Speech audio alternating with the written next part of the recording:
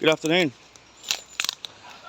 So today we're in an area called Lower House, which is between Padiham and Burnley, and it's an area I used to go to school in, just here. It's no longer there anymore. You can see it's a brand new housing estate, but just where I'm stood, this gorge used to be an old reservoir to feed the mills. Greenwood, I believe the mill was called, one of the largest cotton mills in England, and they demolished it in 1933 during the Depression. The mill went out of use, couldn't sustain to keep it open, and unfortunately it closed. But yeah, we're stood in one of the old reservoir basins here. There is workings left, which is going to be the basis for another video soon. I might do a history video on this one, but in the meantime we're here looking at the riverbanks. This has been flowing this way for hundreds of years. And like I say, the mill was just here where these houses are now. But there's another thing I wanted to come and see, which is a little area of woodland further up. Now in that woodland used to be a manor house, and they demolished that one in the 40s or 50s I believe, and then they built the Habergam sixth form centre, playing fields over the top of it, but they left half of the land. So we're going to go have a look at that, see if there's a bottle tip there. Just more of a scouting mission today, but we'll have a look around and we'll have a chat about the area, and if I find anything I'll bring you back.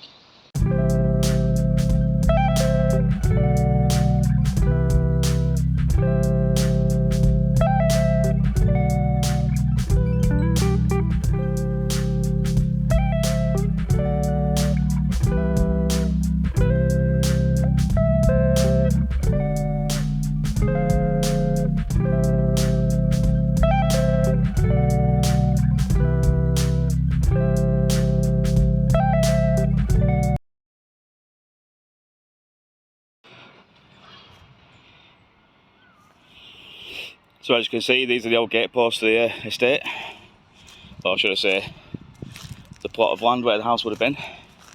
You can see how the trees have been planted on both sides. That would have been your main driveway up. Sorry about the noise, it's kicking out school time, so yeah, it's kicking out school time. There's a group of young girls messing around down there. So these are the woodlands. I've just come up through this one. I've not seen much yet. Hoping they were going to be like some sort of old tipping area, you know, where they used to kick the stuff out. But let's have a look anyway. I haven't fully covered it yet, so we'll have a quick walk around. I'll show you down in the bottom of the valley where the reservoirs used to be to feed the mill. We'll have a look at the tail race, the sluice gates, where they've now built a bridge and turned into some kind of nature walk. Yeah, look at this. So kids have obviously been camping here. Left a right mess. Believe it or not, that's one giant fire pit. But yeah, the house would have just been just in front of us here, and it goes back into where the sixth form used to be, the Habergam sixth form centre.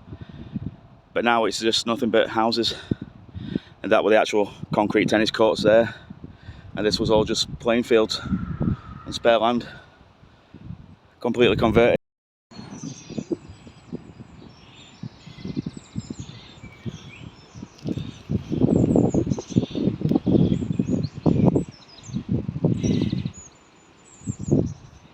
So we're actually stood in one of the old reservoir basins here. Just make out this side, the high banks, all the way around, and on this side it's slightly raised, but it flattens off. So it wouldn't have been a massive reservoir, but there were three of them all on a stretch. A small one, this main one, and then one further down by the lodge. I think the lodge has been demolished now, but we're going to look at that site, see if there's anything we can find. The lodge was the residence of the head mill keeper, I believe.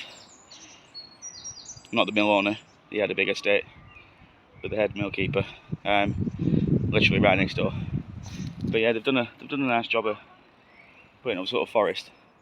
I remember back when I used to come to school here, back in around 97, 96, this were all just like a patch of scrubland. there wasn't much anything here. You can see where the mill had been, like the footprint, but that's all gone now. And I'm seeing bottles and pieces of pottery starting to arise in the river. So it looks interesting. But yeah, they built a housing estate on the mill site, I think around 15 years ago, 20 years ago.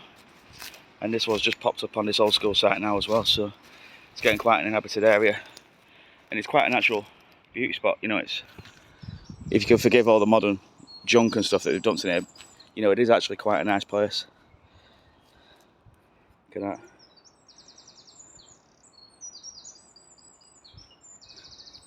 But yeah, just wondering how long it's going to be before it's absolutely trashed with more modern junk and fly tipping. Now you've got all these houses up here.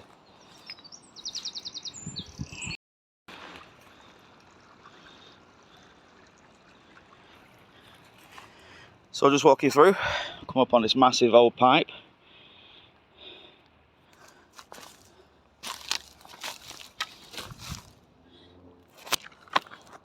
Don't go anywhere anymore, it ends there. But it still carries on that way underneath. So this would have probably been maybe an overflow pipe carrying water out from the reservoir, so they don't overflow and flood the bottom valley. So a bit more of it poking through there. And we're actually coming up on the old sluices now. So we'll keep filming and we'll have a look together.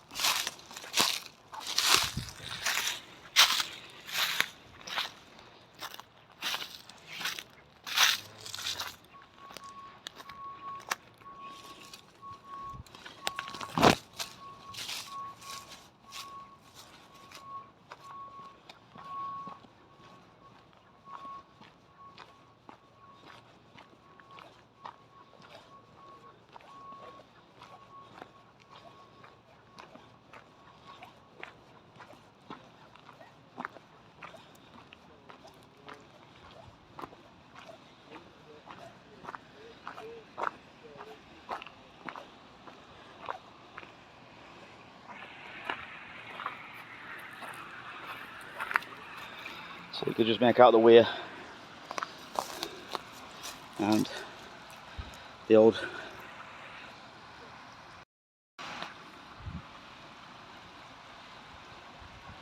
so just make out the big lump of cast iron still in the wall there. That would have helped the sluice gates. There would have been one at this side, and all the stonework and brickwork still here. And then down into the tail race, off down into a little holding pool, and another small reservoir. We used to actually ride this. I know a friend who had a lorry tyre, an inner tube, and it's perfect for sliding all the way down. It's that slippy with moss. Right, let's carry on down and we'll see some more stuff.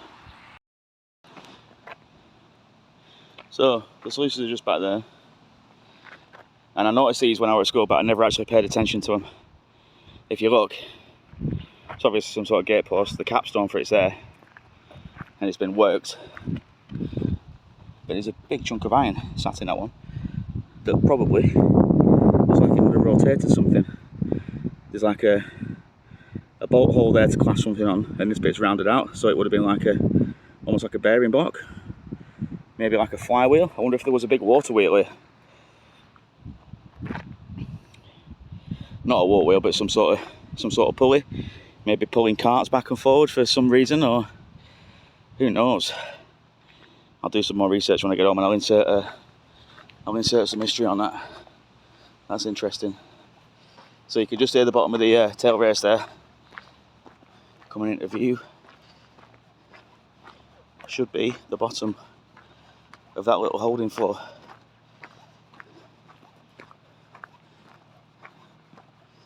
We'll see if we can get in anywhere and have a look.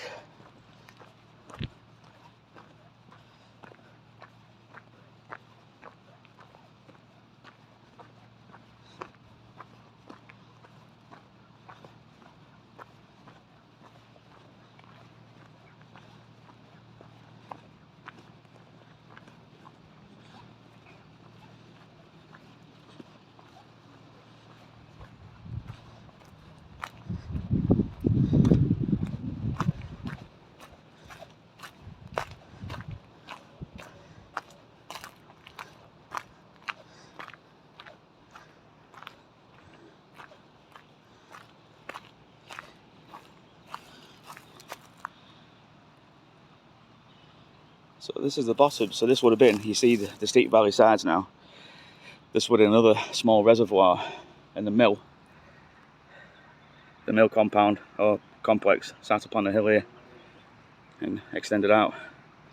We'll try. I'll try and get some information off Google when I get home. A couple of pictures and show you what the mill looked like. Well, that's interesting. Never noticed that before. Big hollowed out tree.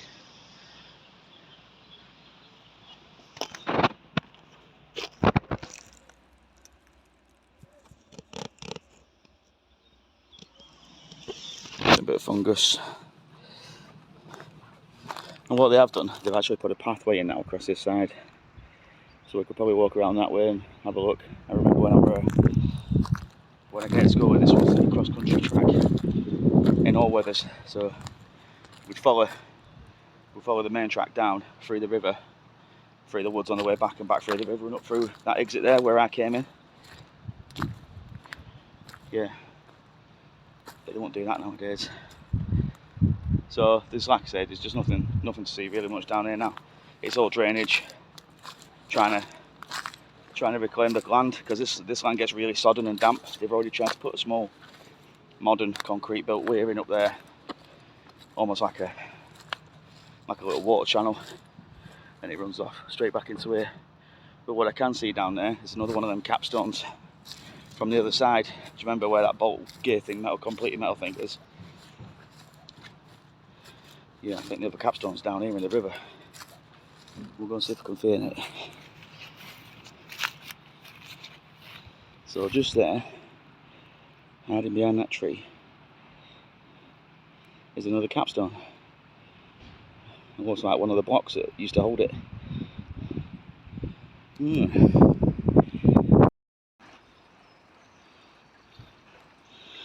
So look at this bridge, guys.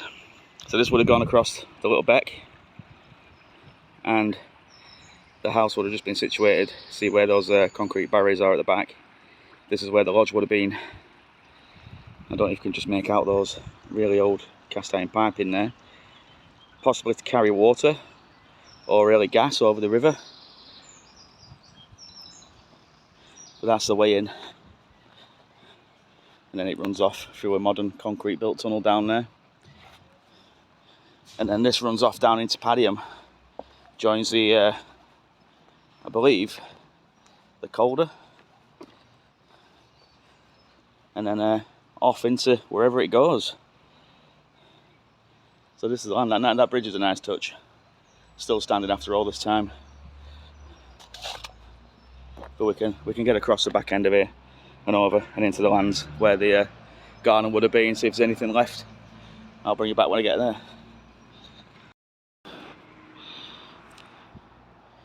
So we're on the other side of the stream. There's nothing left here now. There's a tiny little iron railing just through those trees there, and that's all that remains of this lodge. So the little beck stream is called Sweet Clough, and there you have it. Runs all the way through the Habigam estate, which this end area always called, and then you've got Lower House on this side. So what we'll do is we'll go down, we'll have a look at the old mill gates and the old mill track that's still there. We'll take a look at the top lodge, which up until 1990, around that time, was used as a landfill. The top two lodges, there were 3 in total, have now become wildlife nature reserves, and you get woodpecker down here, you get kingfishers, you get all kinds, whole different types of rare fungi and plants. But yeah, the bottom lodge now, or the top lodge as it's known, would have been the bottom lodge, the last one in a set of 3, is now used for angling.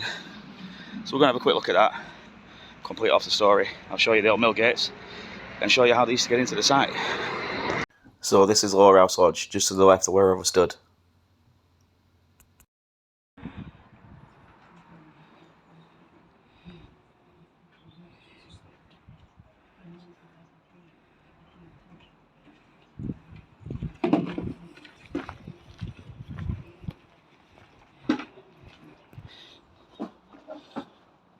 So those were the old gate posts into the mill. And just on the top, just behind me there, is the old gas lamp posts, or the remains of. This is a modern cut through into the housing estate they built on the opposite wall. You can see the wall, how big the wall was. Keep people up from the side, so you'd follow this up and then up the road to the main mill, which was situated up this way. And let's go and have a look at the lodges.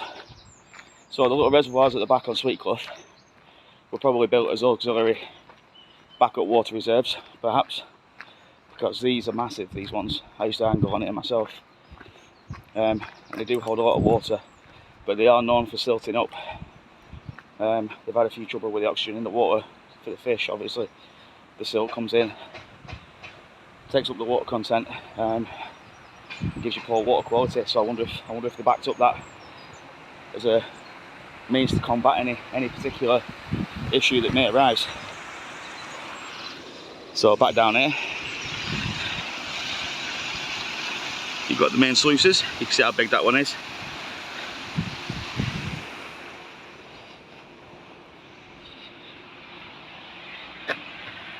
And this one runs off and joins back up with Sweet Clough, and then off it goes into Padiham.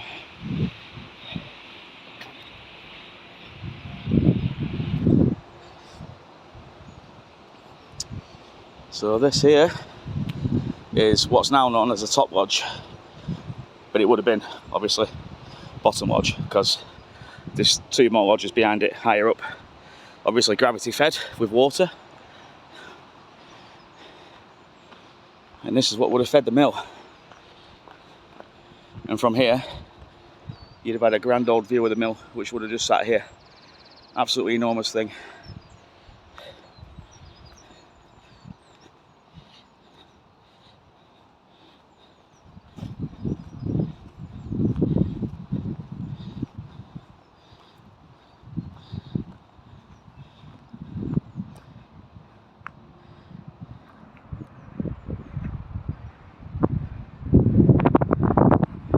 Usually quite a lot of fishermen on here as well, but today there only seems to be two, and just two packing up in the distance over there.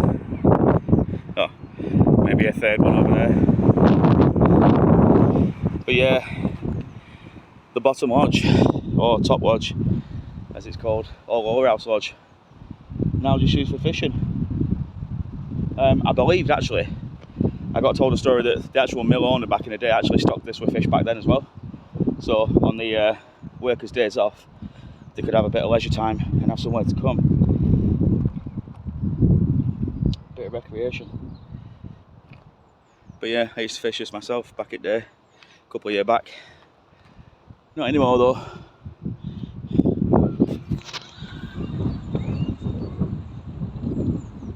So Lower House Mills, here it is. Built by Peel and Yates in 1795. Sold to the Dugdale family in 1819 and demolished in 1933.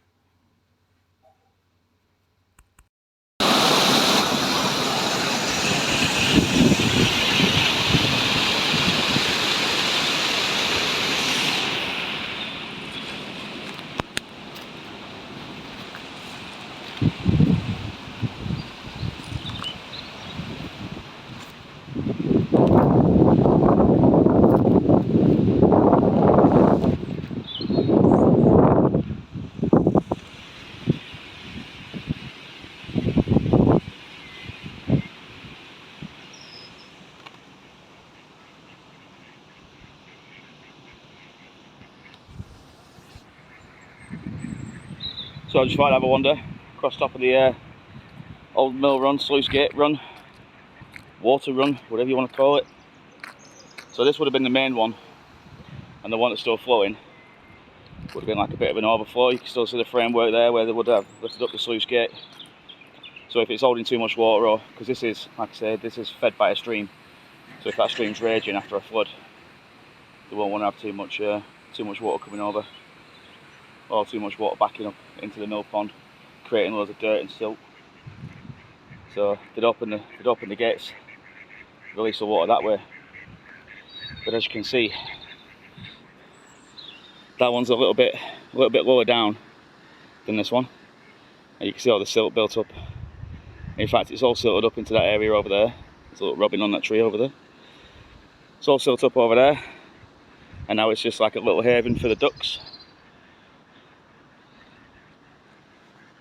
And I believe we have, well, they did have some swans nesting on there at one point, but I've not seen any today. So I don't know whether they still come back every now and again or whatnot, if they've completely done. But yeah, that's the sluice runs. Right, so I'm going to end the video there. It wasn't supposed to be a history video today. We were going to look at some mudlarking things, but that didn't pan out. There weren't anything to see, so I thought I might as well do this. If you do like the video, you like this kind of thing, then like, subscribe, do all that stuff. Maybe leave a comment, share it about, and we'll bring you back on the next one. See you in a bit.